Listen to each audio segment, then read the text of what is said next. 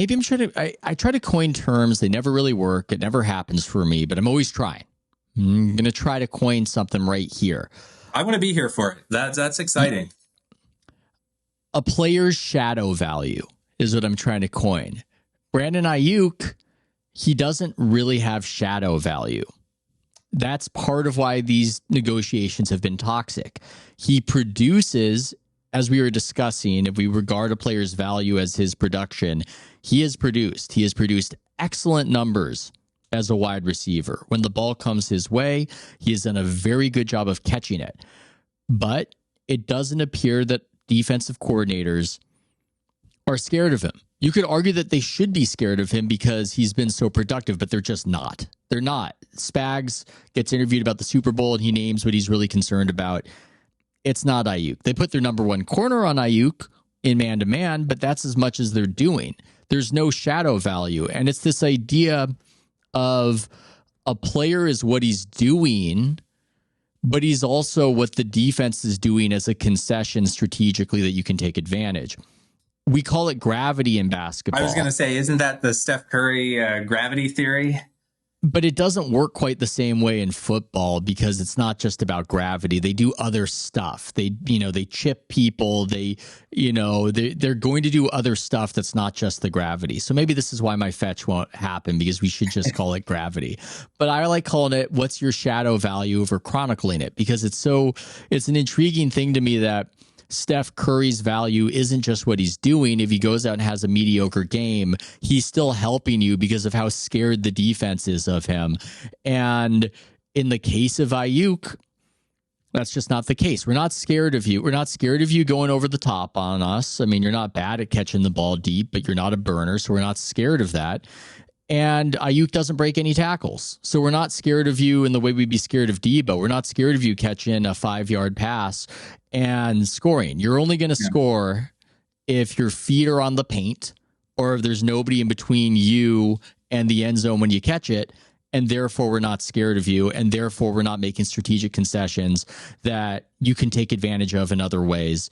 That's not the case for Christian McCaffrey, for instance, where, hey, I've argued against the idea he should be MVP because a running back's value is just not there on third down. But Christian McCaffrey has shadow value. They are doing stuff because Christian McCaffrey is on the field in a way that they're not.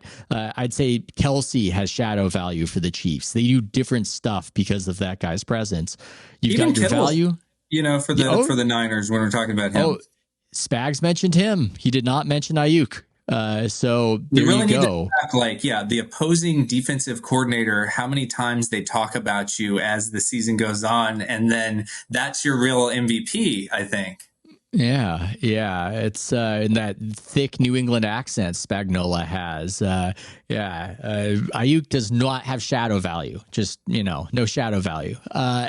So I don't know how one chronicles a shadow value or captures a shadow value, but those two aspects and how powerful that can be, Tyreek Hill's got to have the most shadow value in the league of the skill position players, I would have to think. That would be my guess top of the head.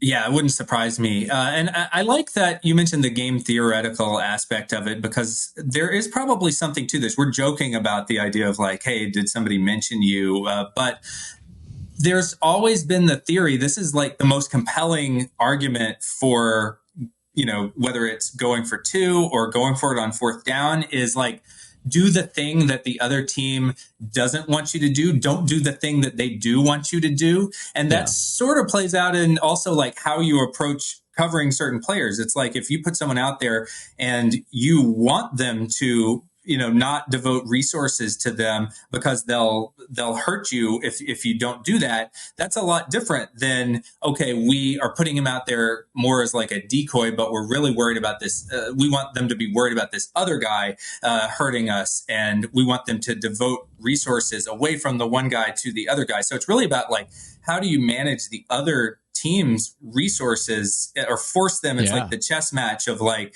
I make this one move, so you have to do this other thing, but I know you're going to do that, so then I'm setting this other thing up. And there's so much of that in football compared with other sports. And you get yelled at if you do the thing that they didn't expect and it fails. We yell at Pete Carroll for not given the ball to Marshawn Lynch, like everybody expected to happen. And I look back on the Niners Super Bowl because I have PTSD from it. And I go, man, if they had done one of these little play fakes, use check out in the flats, they probably get it there when they got, down by the goal line. But everybody would have implored them to run it in first and second down with McCaffrey.